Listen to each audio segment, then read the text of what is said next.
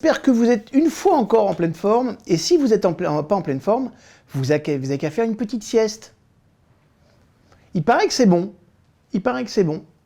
Ben juste si vous voulez savoir si c'est bon, on va parler de la neurobiologie de la sieste. Finalement, de faire une sieste, ça apporte quoi au niveau neurobiologique? Mais avant ça, comme à mon habitude, je vais vous remercier, je vais vous envoyer beaucoup d'amour et de gratitude pour tous ces commentaires, pour cette chaîne qui se développe, pour le fait de partager aux personnes que vous aimez toutes ces informations, parce que en fait, ça tourne, hein, ça se développe une fois encore. À chaque fois, c'est du feu de Dieu. Presque chaque mois, on prend 10 000 nouveaux followers, et vraiment, c'est grâce à vous. Alors merci beaucoup. Bon, comme je vous l'ai dit, on est sur des périodes en ce moment, c'est un peu l'hiver par chez nous, et quand c'est l'hiver, beaucoup d'orage, beaucoup de pluie, c'est sombre, on a envie d'être sous la couette, on a envie de se reposer, de faire la petite sieste tout nette. D'accord? Il y a ça quelques temps, c'était un jeudi après-midi, ok, je me suis retrouvé allongé sur le dos au milieu d'un magasin. Et puis il y avait une espèce de lit robotisé, ok, qui était autour de moi, qui bougeait doucement sous moi pendant que je regardais une présentation sur un écran. L'écran était placé stratégiquement juste à gauche de l'endroit où je me trouvais. Après 3 ou 4 minutes, il y avait des bourdonnements, il y avait des petites secousses. L'ordinateur, il a craché un rapport qui énumérait une gamme de matelas qui répondait à mes besoins individuels de sommeil. D'accord? Naturellement, les gammes allaient de genre 1000 € à 6000 €. D'accord? Alors certains d'entre vous vont dire, oui, c'est une stratégie marketing, c'est clair. Ok? Et la vérité, je n'ai pas encore investi dans ces différents matelas. Mais j'ai été complètement conquis par la présentation de l'éducation au sommeil qui avait été faite lors de l'essayage du matelas. Okay, parce qu'ils avaient la science du sommeil hyper bien en main. Parce qu'ils ont dit des choses qui m'ont vraiment intéressé. Par exemple, ils ont dit le sommeil est essentiel au bien-être général de votre corps, tant sur le plan physique qu'émotionnel. Ça, je le sais, vous le savez. Mais je ne vais pas m'attarder sur les bienfaits d'une bonne nuit de sommeil, parce que je vous ai déjà beaucoup parlé de sommeil, et je pense qu'on est tous hyper conscients de la terrible sensation qu'on éprouve quand on n'a pas un bon sommeil. Je vais plutôt me concentrer sur un autre sujet qui est vraiment intéressant et qui peut-être va me passionner un petit peu plus aujourd'hui, en tout cas, que le sommeil, à savoir la sieste qu'on va faire l'après-midi. Il y a un professeur qui s'appelle Léon Lac, qui est scientifique du sommeil à la Flinders University. C'est aux États-Unis, en Adélaïde. Et il a dit un truc très intéressant. Il disait « Une brève sieste peut non seulement réduire la somnolence, mais aussi améliorer le fonctionnement cognitif et la performance psychomotrice. » La performance psychomotrice, c'est le cerveau qui dit au corps de bouger. En substance, c'est ça. Alors, ça veut dire quoi? C'est-à-dire quelques minutes de fermeture des yeux, okay, la sieste tout nette, améliore aussi considérablement la mémoire à court terme et l'humeur. On va faire un bref petit rappel sur le sommeil, mes chouchous. Le sommeil, il est divisé en 2 phases majeures de l'activité du cerveau, mais elles sont nommées par les mouvements des yeux. Vous savez, le sommeil, ce qu'on appelle le sommeil paradoxal. Le sommeil paradoxal, on va avoir les rapid eye movements, ok? C'est-à-dire que quand on est dans le sommeil paradoxal, si vous regardez derrière les paupières ici, ça bouge à toute allure, d'accord? Et puis, on a le sommeil non paradoxal. Lorsque vous vous endormez pour la première fois, vous ressentez le sommeil non paradoxal, d'accord? Puis, de 60 à 90 minutes plus tard, on a le sommeil paradoxal qui va commencer à s'installer. Au cours d'une nuit, un adulte en bonne santé va connaître 4 à 6 cycles de sommeil consécutifs, de sommeil paradoxal et non paradoxal. Pendant le sommeil non paradoxal, votre corps il est capable de bouger, mais pas vos yeux. C'est-à-dire que votre respiration et votre rythme cardiaque ralentissent et votre tension artérielle, logiquement, elle chute. Le flux sanguin vers le cerveau diminue et les électroencéphalogrammes, quand on les met en place, okay, vous savez, ce sont des capteurs qu'on met sur le cerveau pour enregistrer l'activité cérébrale, montrent un ralentissement justement de l'activité cérébrale. Lorsque vous rentrez dans le sommeil paradoxal, votre corps il va devenir immobile et vos yeux bougent rapidement. Votre tension artérielle, elle augmente, votre rythme cardiaque et votre fréquence respiratoire augmentent et le flux sanguin vers le cerveau augmente. D'accord ? Et pour les hommes qui regardent assidûment cette chaîne, vous pourrez attester que le flux sanguin dans d'autres régions de l'anatomie augmente également. Ça se passe aussi chez les femmes, mais c'est moins visible. Désolé. En fait, l'activité de l'électroencéphalogramme augmente également, et c'est là que vous allez commencer à rêver. Vous rêvez aussi au moment où vous entrez dans le non-sommeil paradoxal. Maintenant, le sommeil non paradoxal, il est essentiel pour l'apprentissage et la mémoire. D'ailleurs, il y a plein de neuroscientifiques qui ont recueilli depuis un certain temps des preuves que les rats ont besoin d'un sommeil non paradoxal pour apprendre. Ça veut dire que les schémas d'activité électrique enregistrés par les cellules cérébrales de l'hippocampe particulièrement, c'est la structure cérébrale qui est impliquée dans l'apprentissage et la mémoire. Lorsque les rats exploraient un labyrinthe pour la première fois, ont été répétés dans l'hippocampe pendant le sommeil post-apprentissage. Ça veut dire que, en fait, ce sommeil non paradoxal, on en a besoin parce que c'est là où, en fait, on va revivre les choses pour les réenregistrer. D'accord ? Dit simplement, c'est comme ça. Les scientifiques pensent également que la mémoire des labyrinthes se consolide pendant le sommeil non paradoxal. C'est-à-dire que les rats qui ont été privés de sommeil après l'apprentissage ont eu plus de difficultés à se retrouver dans le labyrinthe que les rats qui ont dormi. Et en fait, cette expérience, elle a été répétée chez les humains. Les gens ont été invités à passer une journée dans le laboratoire avec le professeur, il s'appelait Robert Stickgold. Je ne sais pas si c'est Stickgold ou Stickgold. Ok. En tout cas, c'est un professeur d'Harvard qui est encore spécialisé dans le sommeil. Et en fait, ils ont été entraînés à naviguer sur une carte virtuelle vers l'heure du déjeuner.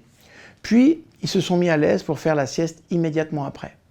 Les neuroscientifiques, après, surveillaient leurs ondes cérébrales par électroencéphalogramme et les réveillaient s'ils commençaient à tomber dans un sommeil paradoxal.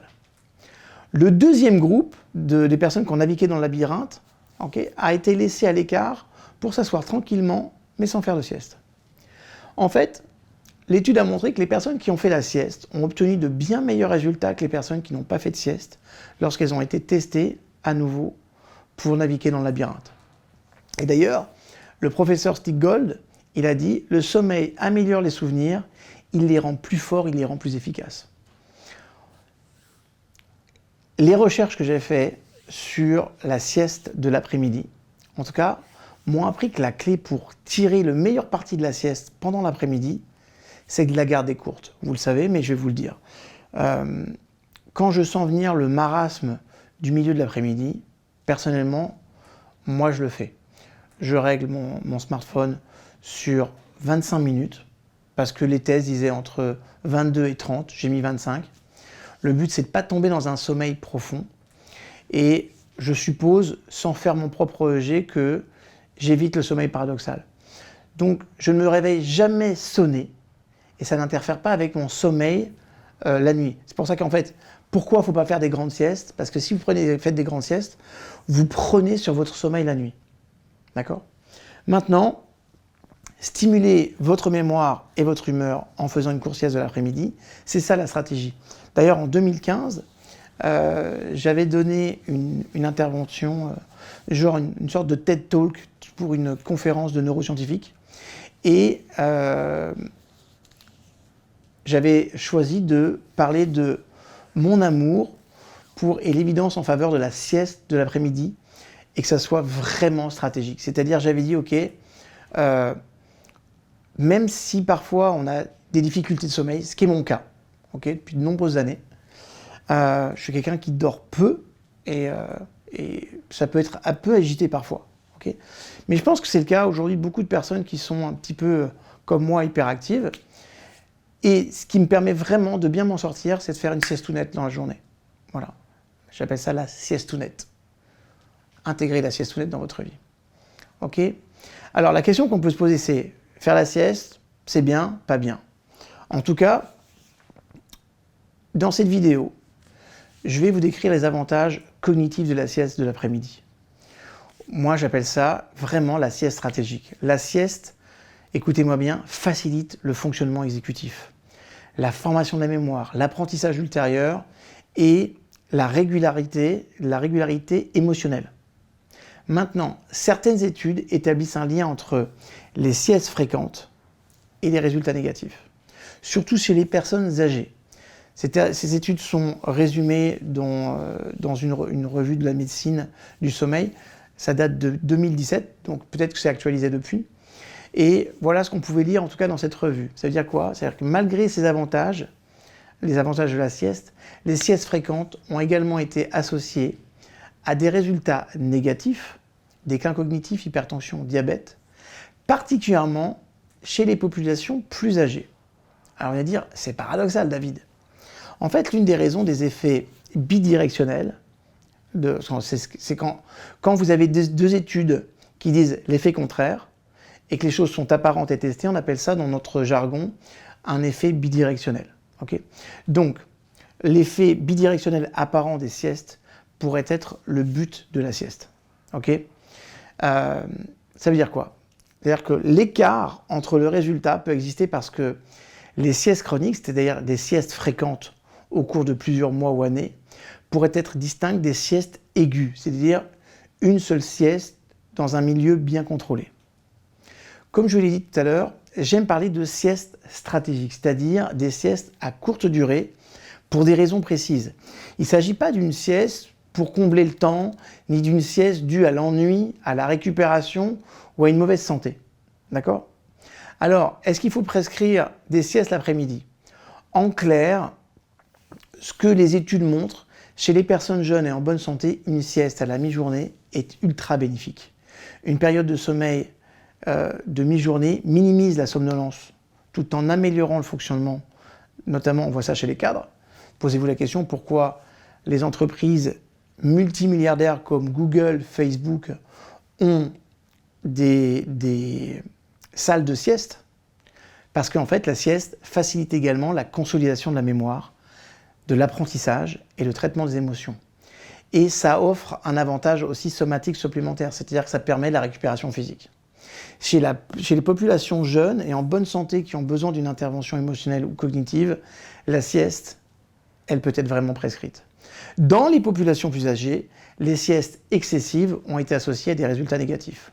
Pourtant, il n'existe, de ce que j'ai vu, aucune preuve directe suggérant que les siestes de la mi-journée sont nuisibles. D'accord ? Mais on observe que c'est un petit peu plus difficile chez les personnes âgées. Il est donc également prématuré aussi de prescrire des siestes à cette population. À l'avenir, il va y avoir des études qui sont axées sur le lien entre les siestes et les résultats négatifs. Il y a des études qui sont en cours là-dedans. Dès que j'aurai des résultats, je vous le dirai. Certaines montreraient que pour les personnes plus âgées, il pourrait y avoir un lien avec des marqueurs d'inflammation. C'est en cours. Dès que j'ai l'étude finale, je vous la mettrai naturellement sur cette chaîne. Donc, il y a d'autres recherches qui sont nécessaires. Maintenant, quand on parle des personnes âgées, ce sont les personnes après 70 ans.